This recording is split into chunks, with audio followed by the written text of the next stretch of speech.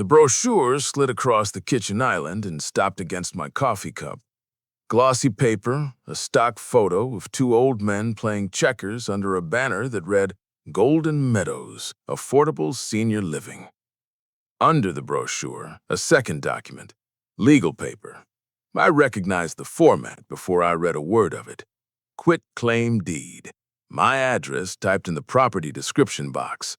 A blank line waiting for my signature. My daughter-in-law, Brianna, folded her hands on the granite like she was chairing a meeting. "We've been thinking about what's best for everyone," she said.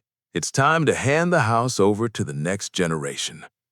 I looked at my son, 28 years old, raised in this house.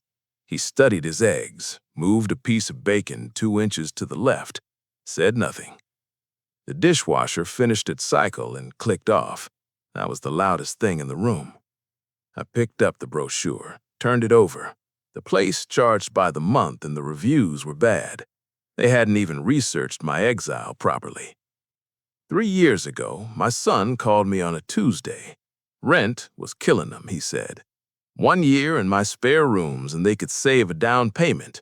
1 year. My wife had been gone 18 months by then. The house was too quiet. 4 bedrooms, paid off since 2019. Taxes current, my name alone on the deed. I said yes before he finished asking. That was my mistake, and I own it. Year 1, they saved nothing. 2 vacations and a leased BMW. Year 2, Brianna started renovating. My wife's curtains came down while I was at a doctor's appointment. I found them folded in a garbage bag in the garage.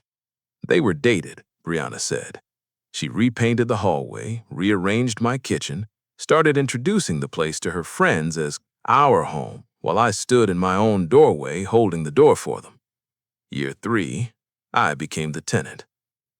I let it slide, every piece of it. A man who's buried a wife learns to ration his fights. But I want to be clear about one thing, because it matters. I paid off that house with 31 years of running a machine shop. Every board, every shingle. The deed had one name on it, mine. Back to the island. Brianna had a presentation. She'd practiced it. The house was too much for a man my age. The stairs were a liability. Then she said the part she shouldn't have. "We already started packing some of your books, just to get ahead of it." She nodded towards the hallway. 3 boxes by the study door. My books, taped shut. My dead wife's poetry collection would be in one of those boxes. I did the math while she talked. The house was worth about $410,000. The quitclaim would transfer it for nothing. My son finally spoke. 1 sentence. "It just makes sense, Dad." 28 years I'd known him. That was the first time I understood him completely. I set the brochure down, squared it with the edge of the deed, smiled. "Let me look this over," I said. "Give me the week." Monday, 7:40 a.m. Brianna's Audi backed out of my driveway. 7:55, my son's BMW followed. I watched both cars turn off the street from the front window. Then I poured a fresh coffee and got my reading glasses. There's a billboard on Route 9 I'd driven past 1,000 times. "We buy houses, any condition, cash in 24 hours. Predatory outfit." I dialed the number at 8:15. A man named Rick was in my kitchen by 11:30.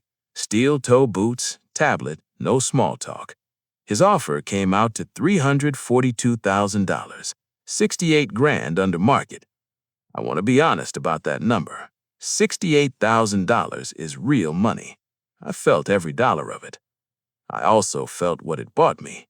No listing, no showings, no 60-day escrow where my son could lawyer up, claim tenancy rights, and turn my exit into an 18-month court file. Rick's firm closed with their own title company. Cash, no contingencies. Wednesday, 10 a.m., I sat in a strip mall title office and signed 14 documents in 40 minutes. The wire hit my account before lunch. I told the buyers exactly who was living in the house and on what terms. Rick smiled for the first time all week. "We handle that part," he said. "I bet you do, Rick." Thursday, 6 a.m. They were still asleep upstairs. I packed my car in the dark.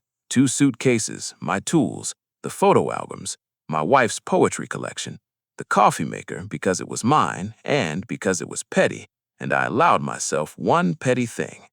I left the furniture. I left the quitclaim deed on the kitchen island unsigned with the Golden Meadows brochure on top of it. I backed out of the driveway at 7:10 a.m. Rick's property crew passed me at the corner. The first call came at 5:34 p.m. I was 300 miles away at a highway motel. I let it ring. Voicemail. My son, confused. His key didn't work. 5:59, angry. There were notices taped to the door. 6:15, Brianna in the background screaming at somebody about her furniture. The crew was staging it on the driveway in the rain. Efficient people, Rick's crew. 7:02, my son again, quiet now. Dad, please call me back. There's been some kind of mistake. No mistake, son. A closing. It's been 5 months. I'm on the balcony of a 2-bedroom condo in a state with no income tax and a view of the water. Paid cash, money left over. My recliner sits where I put it, and it hasn't moved since.